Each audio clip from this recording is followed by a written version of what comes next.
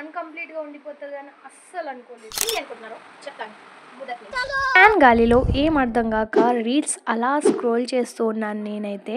సడన్‌గా నా ఫీడ్ మీద ఒక రీల్ అయితే వచ్చింది. అండ్ ఐ మీన్ పోస్టర్ తోటైతే ఒక హార్ట్ షేప్‌ని క్రియేట్ చేశారన్నట్టు. ఇది కొంచెం హార్డ్‌గానే ఉంది. బట్ నేను ట్రై చేయాలి అని అనుకున్నాను. So let's try guys. తర్వాత నేను కొన్ని రోజుల ముందు ఒక పోస్టర్ బుక్ చేశాను. Anime posters. సో వాటితోటే నేను వాల్ క్రియేట్ చేయబోతున్నాను.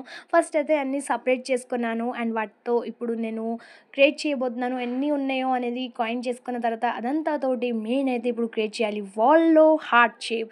So let's try. అండ్ ఎలా వస్తుందో అనేది నాకు కూడా తెలియదు. అండ్ ఈ వర్క్ కంప్లీట్ అవుతుందో లేదో నాకు తెలియదు. అండ్ దీన్ని ఎట్లా చేయాలో అని చాలా కన్ఫ్యూజ్ ఉంది. నేనైతే అలా ఎలా అనేది అయితే స్టార్ట్ చేశాను. నేను కొంచెం కన్ఫ్యూజ్ ఉండే, సో నేనైతే నెంబర్స్ రాసుకొని అలా స్టార్ట్ అయితే చేశాను అన్నట్టు. సో షేప్ అయితే వచ్చింది, బాగానే వచ్చింది, బాగానే అనిపిస్తుంది.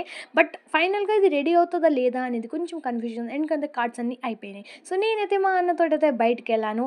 బయట మనకి కార్డ్స్ దొరుకుతాయా లేదా అనేసి. బట్ కొన్ని షాప్స్ అయితే తిరిగామన్నట్టు. ఆ షాప్స్లో తిరిగిన తర్వాత మాకు తెలిసింది ఇక్కడ పోస్టర్ లేవు. అండ్ ఈ షాప్కి వచ్చినాం, ఈ షాప్లో కూడా మాకు వద్దని చెప్పేసిర్రు. సో నేనైతే బయటకు వచ్చేసాను.